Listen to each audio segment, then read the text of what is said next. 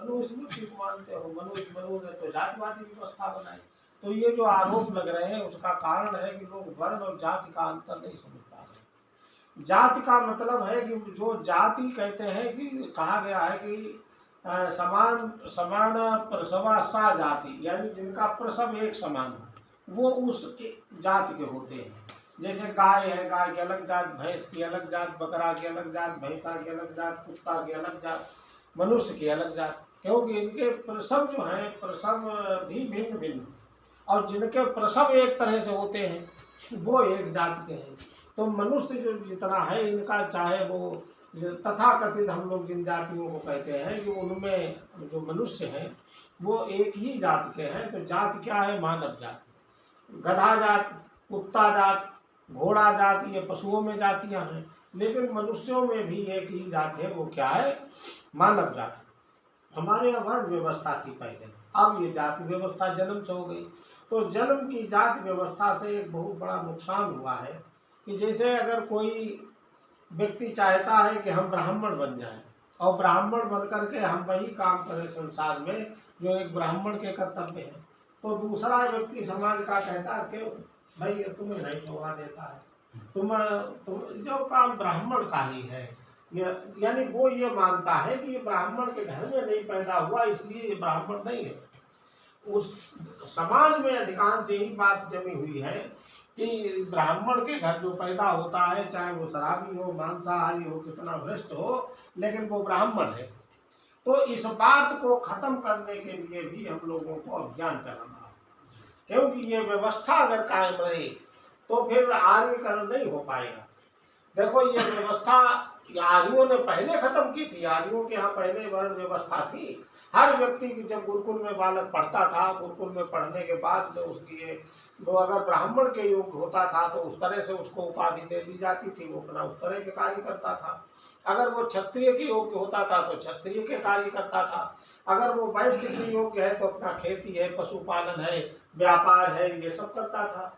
और अगर पढ़ाने से भी नहीं पढ़ पाया, कुछ भी नहीं सीख पाया, तो फिर वो सेवा का कार्य करता था। केवल 4 भाग थे। आज ही उनका जो रूप है, आज भी लोग कहते हैं, जब हमें वर्ण व्यवस्था की बात कहते हैं तो हम कहते हैं कि आज भी तो भाई आज भी प्रथम श्रेणी के कर्मचारी, द्वितीय श्रेणी के कर्मचारी, तृतीय श्रेणी के कर्मचारी और ये चतुर्थ श्रेणी कर्मचारी जिनको हम लोग 4th क्लास बोलते हैं। तो 4th क्लास के क्या डीएम को कहा जाता? नहीं। 4th क्लास कौन होता है? जो चपरासी होता है, जो झाड़ू लगाता है, जो पोछा लगाता है, जो बर्तन धोता है, सफाई करता, वही तो है 4th क्लास। और इसी को हम लोग पहले सूत्र कहा करते थे। और जो बौद्धिक कार्य करने वाले इतने बुद्धिमान हो जाते थे, तेज हो जाते थे, उस समय की भाषा में उनको ब्राह्मण कहा जाता था, जिनको आज हम लोग प्रथम श्रेणी के अधिकारी बोलते हैं। अच्छा, और जो खेती व्यापार करते थे ये वैश्य कहलाते थे। और क्षत्रिय जो सेवा है, पुलिस है, अब जो रक्षा के कामों में जहाँ लगते थे तो वो क्षत्रिय कहलाते थे। तो आज ये जो व्यवस्था हमारे यहाँ हो गई है कि ये जो जन्मना जातिवाद वाली जो व्यवस्था हो गई, इसने हिंदुओं को बांट के रख दिया। और इस व्यवस्था के कारण ही हजारों साल की गुलामी इस हिंदू को उन्हें झेली है। और उसमें जैसे उस समय का अगर हम लोग इतिहास देखें, जिस समय हमारे देश में गुलामी आने से थोड़ा पहले का, यानी जो कालखंड था, पृथ्वीराज चौहान, आला उदल और ये कौन माहिर और ये सब उस समय का जो कार्यकाल का, ढोला में आला में अगर पढ़ के देखो तो वर्णन आते हैं ऊंच नीच का कितना हो गया। वो लड़की किसी के परिवार में भी आई है तो कहते थे कि ये हमसे ऊंचे हैं, ये हमसे नीचे हैं। तो कितने युद्ध हुए शादियों पर, विवाहों में कितने युद्ध हुए। तो समाज में जन्म के आधार पर जो जात पात हो गया था, ऊंच नीच की जो भावना आ गई थी, उसने समाज को तोड़ के रख दिया था। और यही कारण हुआ कि जो यहाँ पर जो राज्य करने वाले थे वो एक विशेष वर्ग के लोग बन गए थे। और उनका काम यही था कि वो सोचते थे कि हमारा काम जनता से कर लेना है और अपने ऐसा आराम के साधन जुटाने हैं। जनता यहाँ की सोचती थी हमारा काम केवल यही है कि हम लोग कमाएं, खेती करें, मजदूरी करें और कर दें लोगों को। यानी यहाँ की जनता अपने को ये नहीं सोच रही थी कि हम यहाँ के मालिक। और इसीलिए जब विदेशियों का जब हमारे यहाँ आक्रमण हुआ तो उन्होंने, जब राजा परिवारों पर युद्ध हुआ तो यहाँ की जो सामान्य जनता थी वो तो समझ ही रही थी जैसे हमारा ये शोषण कर रहे हैं वैसे ये शोषण करेंगे। तो उसे कोई ज्यादा लगाव नहीं था कि अपने राजा के साथ वो जुटती, क्योंकि उनके राजा भी उन्हें परेशान करते थे, वो भी उनके साथ वही व्यवहार करते थे, जो विदेशी आते थे वही वो उनके व्यवहार वही करते थे। तो उनका जो अत्याचार हुआ वो राज परिवारों पर ज्यादा हुआ, और उसके कारण यहाँ पेशावर से लेकर से और बंगाल की खाड़ी तक 3-4 साल के अंदर मुसलमानों ने पूरी यहाँ से रौंदते चले गए, पूरे देश पर कब्जा कर दिया। और जबकि उस समय ना कोई यातायात के साधन थे, ना हवाई जहाज थे, ना रेलगाड़ियाँ थी, ना बसें थी, सब पैदल यात्रा में गए। लेकिन ऐसा क्या कारण हुआ कि यहाँ की जनता उससे लड़ नहीं पाई? जनता इसलिए नहीं लड़ पाई कि यहाँ की जो जनता थी उसका शोषण हुआ, और इस आधार पर हुआ था कि जन्म जाति के आधार। और अगर ये उस समय वर्ण व्यवस्था स्थापित होती तो यहाँ के लोग भी सोचते कि हम क्षत्रिय बनते, हम ब्राह्मण बनते, हमको भी वो अधिकार मिलते। लेकिन यहाँ के लोगों को अगर वो ब्राह्मण बनने के प्रयास करता तो लोग कहते थे कि नहीं, तुम्हारा काम वेद पढ़ना नहीं, तुम मजदूरी करो, तुम्हारा काम नाव चलाना तुम नाव चलाओ, तुम्हारा काम कपड़े धोना तुम कपड़े धो। तो अगर वो अपने व्यवसाय से उठ करके कुछ सोचने का प्रयास करता तो लोग उसे करने नहीं थे। तो आखिर यहाँ के लोगों के अंदर ये भावना बैठ गई कि ये जो ब्राह्मण का कार्य है, जो क्षत्रियों का कार्य है, ये हमारा नहीं है। और वो इसमें समझने लगे कि ये हमको केवल यही मजदूरी करना, हमको यही खेती करना। तो उनका भी ज़्यादा राज्य से कोई लगाव नहीं रह गया। जब आक्रमण हुआ तो धीरे धीरे सब अच्छा, जब तो यहाँ की जो आम जनता थी उसने साथ ही नहीं दिया, किसी का नहीं दिया। अगर उन्हें भर्ती किया विदेशियों ने तो उनकी सेना में भी यहाँ के लोग भर्ती हो गए, यहाँ के भी भर्ती हो गए, क्योंकि उन्होंने सोचा हमें तो रोजगार मिलेगा, हमें नौकरी मिलेगी, चाहे हम उनकी सेना में रहें चाहे इनकी सेना। उन्हें देश से जो प्रेम होना था वो नहीं हुआ। उसका कारण यही था कि उनको वो अधिकार खत्म हो गए थे जो वर्ण व्यवस्था के आधार पर सबको मिलने चाहिए। तो ये वर्ण व्यवस्था जो हमारे यहाँ एक लागू थी, इसमें सबको, कोई चाहे शूद्र वर्ग का लड़का होता तो उसको ये रोक नहीं थी कि भाई एक आदमी नहीं पढ़ पाया तो उसको सेवा का काम कर रहा शूद्र है, तो ये कोई बात नहीं कि उसका लड़का IAS PCS न बन पाए, है भाई, उसका लड़का भी भाई जूठे बर्तन धोए, भाई उसका लड़का भी धोबी का काम करे, या भाई उसका भी सफाई कर्मचारी का काम करे। तो ये जरूरी नहीं, अगर उनका प्रतिभाशाली लड़का होता था तो पहले उनको भी उस योग्य बन जाते थे।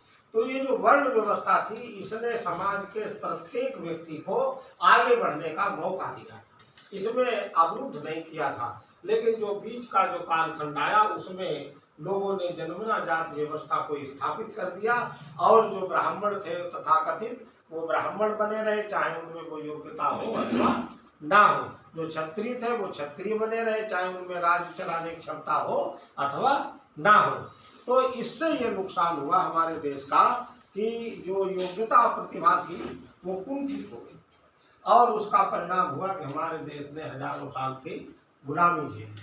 तो हमको एक तो आदमियों की वो व्यवस्था को कायम करना है जो आश्रम व्यवस्था है, दूसरी है वर्णाश्रम व्यवस्था। और ये अपने दिमाग में रखो कि चाहे कोई पंडित के यहाँ पैदा हो, चाहे ठाकुर के यहाँ पैदा हुआ हो, चाहे वैश्य के यहाँ पैदा हुआ हो, अन्य कोई कितने भी किसी परिवार में पैदा हुआ हो, जन्म से कोई ऊंचा नीचा नहीं है। जन्मना जायते शूद्रा संस्कारात् द्विजा, जन्म से सभी शूद्र है, संस्कारों से बुद्धि बनेगा। तो ये व्यवस्था अगर हमारे दिमाग में भी रहनी चाहिए कि हमारे दिमाग में कभी ये नहीं आना चाहिए कि पंडित जी का लड़का है, शराब पीता बीड़ी पीता है, और हम सोचे चरण छुए महाराज, या हम उसे विशेष आदत है। ये दिमाग से जब तक नहीं निकलेगा तो हमारी हीन भावना बनी रहे। तो इसलिए हमेशा ये बात दिल में कायम रखो कि हम जन्म से कहीं पर भी जन्म हुआ हो, जन्म से कोई ऊंचा नीचा नहीं है। लेकिन हाँ, उनका लड़का भी अगर योग्य है, विद्वान है, उसका भी सम्मान करो। ये नहीं कि वो ब्राह्मण है इसलिए हम उसका अपमान करें, नहीं। अगर उसका लड़का भी अगर वो वेद के मार्ग पर चलता है तो हमें उतना ही सम्मान करना चाहिए जितना दूसरे के करते हैं। मतलब किसी के जाति के आधार पर किसी के अंदर कोई भेदभाव हमारे अंदर नहीं होना चाहिए। लेकिन हम इतना जरूर हम सबके अंदर होना चाहिए कि वर्ण व्यवस्था गुणकर्म स्वभाव से स्थापित करें, और इसके लिए हमको संकल्प लेना पड़ेगा। जो योग्य लोग हैं उन्हीं से संस्कार कराएं, उन्हीं से यज्ञ कराएं, और खुद यज्ञ करना सीखें। तभी इस व्यवस्था को हम खत्म कर पाएंगे।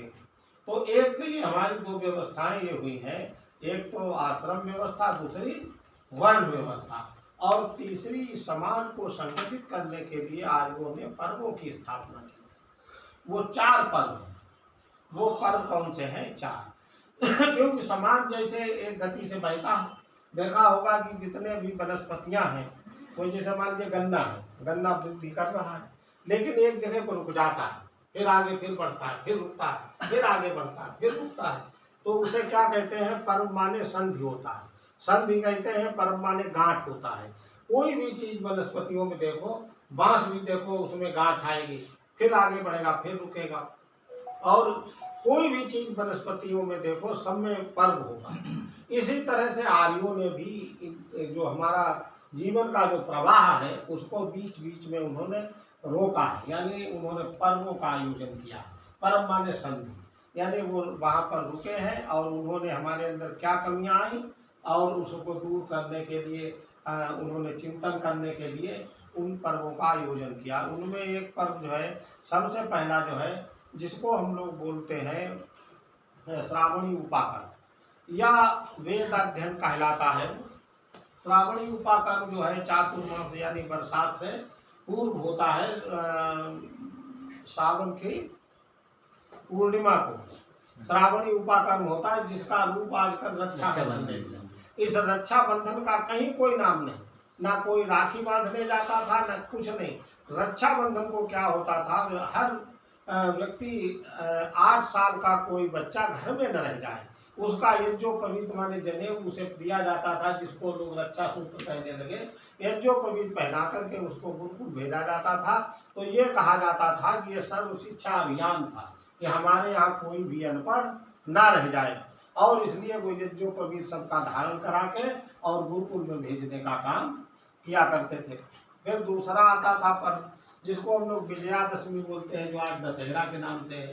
तो विजयादशमी पर्व में जो क्षत्रिय वर्ग के लोग थे, वो ये देखते थे कि हमारे यहाँ कहीं पर बेईमानी, भ्रष्टाचार, आतंकवाद तो नहीं कहीं बढ़ रहा है। उस पर राजा लोग चिंतन करते थे, और अगर कहीं से उपद्रव बढ़ रहा है, जैसे अभी कहीं कहते हैं कि देखो वो पंजाब की सीमा पर, भारत की सीमा पर वहाँ आतंकवाद बढ़ रहा है, तो वहाँ सेनाएं भेजी जाती थी, और कहीं पर उपद्रवी लोग उपद्रव करते थे तो वहाँ सेनाएं भेजते थे। तो ये चिंतन मनन करते थे, और उसको मतलब कहीं भी उपद्रव और अशांति ना फैल जाए, इसके लिए वो व्यवस्था करते थे, और जो आतताई और आतंकी होते थे उनका विनाश करते थे। और इसके बाद नवसश्रेष्ठ यज्ञ जाता था, जो शारदीय नवसश्रेष्ठ कहलाता है, जिसको हम लोग दीपावली कहते हैं। तो दीपावली में हम लोग सब यज्ञ किया करते थे, घरों की लिपाई पुताई होती थी, और इसके बाद में दीप जलाए जाते थे, घर घर में रोशनी की जाती थी, और सरसों के तेल और घी के दीपक जलते थे, जो पर्यावरण को शुद्ध करते थे, घरों में हवन हुआ करता था। इसके बाद चौथा पर्व जो आता है, वो वासंतीय नवसश्रेष्ठी पर्व है, जो इस समय मनाया जाता है, जो अभी मनाया गया। तो इसमें ये जो हमारा वासंतीय नवसश्रेष्ठ यज्ञ होता, इसमें गांव भर मिलकर के हर गांव एक बड़ा बड़ा यज्ञ करते थे। और देखो, मालूम कि यज्ञ में लकड़ी जलती है, लकड़ी भी महत्वपूर्ण है, जंगल ज्यादा ना कटे। तो हमारे यहाँ के ऋषि लोगों ने बड़ी बढ़िया व्यवस्था बनाई थी। यहाँ गाय के गोबर से उपले बनाए जाते, जिनको हम लोग बल्ला बोलते हैं। ये महिलाएं ये काम करती थी, उनके जिम्मे ये काम था, वो गाय के गोबर से 10-12 वो बनाया करती थी। तो कुछ ईंधन थोड़ा वो जमा होता था, बाकी ज्यादातर गाय के गोबर के जो है कंडे इकट्ठा करके बल्ले बना के, और उन पर मंत्र पाठ के साथ आहुतियां दी जाती थी। तो देखो, पर्यावरण का भी संरक्षण होता था, मतलब वो गाय के गोबर से बना के उनसे अपने आहुतियां दिया करते थे। गांव भर मिलकर के यज्ञ किया करता था। अब एक बात सोचो कि एक समय पर पूरे भारत में वेद मंत्रों से यज्ञ होता, तो कितना पर्यावरण शुद्ध हो जाए, कितनी बड़ी कल्पना यहाँ के ऋषि मुनियों ने।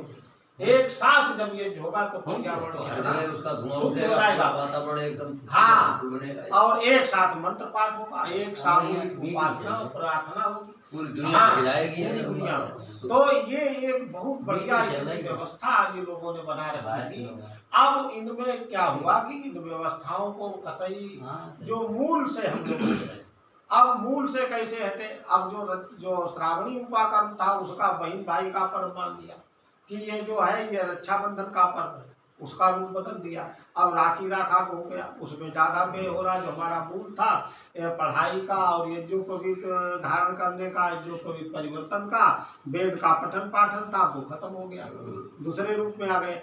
अब जो विजयादशमी का था तो उन्होंने लोगों ने कल्पना कर ली कि इस दिन जो थे कि राम ने रावण को मारा था। जब वाल्मीकि रामायण और तुलसीदास दोनों की रामायण में ये लिखा, रामचरितमानस में भी लिखा कि चैत में रावण मारा गया। चैत की चतुर्दशी को युद्ध हुआ था, पूर्णिमा को मारा गया था रावण, किसी में अमावस्या को लिखा है मारा गया।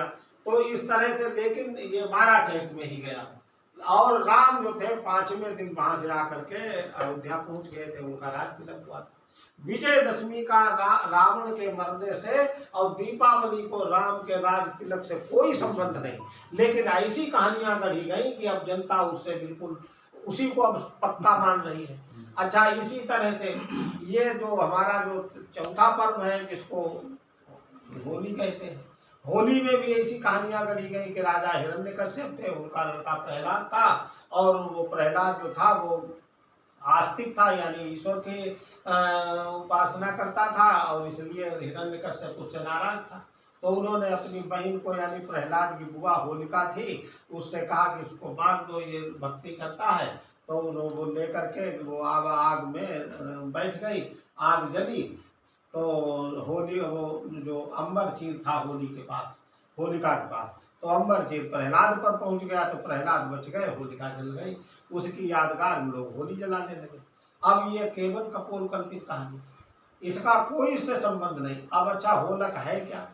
होलक जो है ये जो अनाज होता है, जिसे चाहे चना है, जौ है, गेहूं है, इसके अंदर जो छिलका है, जो छिलका जो है वह होलक है। होल का नाम का होलक है, उसे होल कहो। होल और अंदर जो गूदा है, गूदा है प्रहलाद, जल जाता है। वो गूदा क्या है? प्रहलाद। और अधपके अनाज को जब हम लोग भूनते हैं तो वो होला कहलाता है। क्या कहलाता है? होला।